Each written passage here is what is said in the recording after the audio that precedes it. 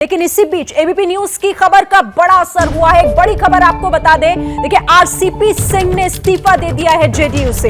ABP news ने आपको सबसे पहले ये खबर दिखाई थी किस तरह से आय से अधिक का संपत्ति का ये मामला भ्रष्टाचार के आरोपों से घिरे हुए और अपनी ही पार्टी में विरोध झेल रहे आरसीपी सिंह, जो अपने पद से उन्होंने इस्तीफा दे दिया। और एक्सक्लूसिव इंटरव्यू आरसीपी सिंह का जो हमारे पास एबीपी न्यूज के पास इस वक्त मौजूद है, हमारे संवाददाता प्रकाश ने उनसे बात की है। आपको उनकी पूरी बात सुनवाते हैं। इतिहास में ये पहला मौका होगा जब पूर्व अध्यक्ष के खिलाफ इस तरह से भ्रष्टाचार के आरोप लगाए गए हों।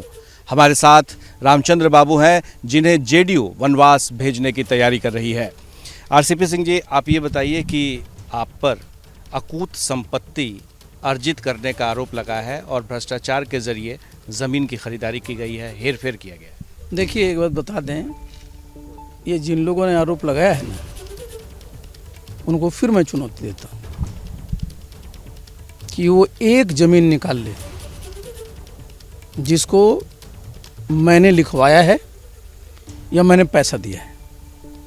आप जरा मुझे बता दीजिए जी, इस देश में राइट टू प्रॉपर्टी पहले फंडामेंटल राइट हुआ करता था, अब वो कॉन्स्टिट्यूशनल राइट है।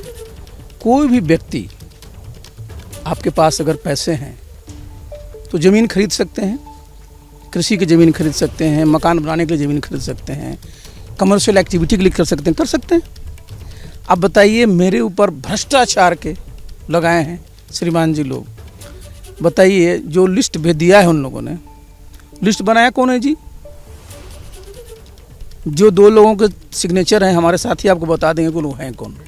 चलिए, उसमें मैं नहीं जाता हूँ, लेकिन बताइए, पिछले 7 साल से मैं जिस तरह से मानसिक रूप से प्रताड़ित किया जा रहा हूँ, आप सब देख रहे हैं। लेकिन किसी चीज़ की इंतहा होती है।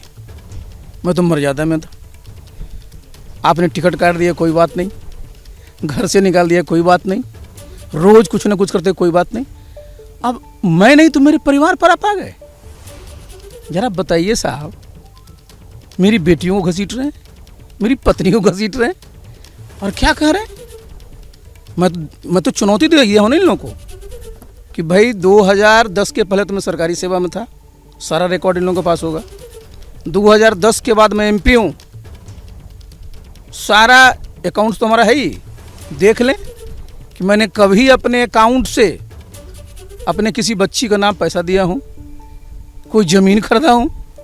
अब मेरी बेटियाँ हैं, आपको मैं बता दूँ, मैं पिताजी का अकेला बेटा था। हमारे पिताजी शिक्षक थे, सरकारी सेवा में थे, वर्षों तक रहे। उन्होंने मेरे सामने ही अपनी सारी संपत्ति अपनी पोतियों को नाम कर दिया। अब बताइए, 2010 से मेरी दोनों बेटियां इनकम टैक्स रिटर्न दाखिल करती है, और जिसका ही ब्यौरा दे रहे हैं श्रीमान जी लोग, आप जरा देख लीजिए, सब इनकम टैक्स रिटर्न में मेरी बेटियों ने दिखा रखा है।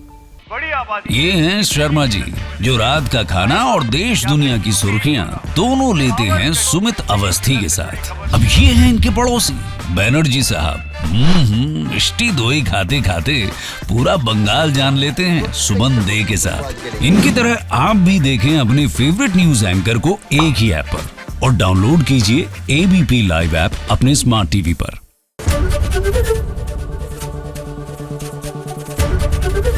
एबीपी न्यूज आपको रखे आगे।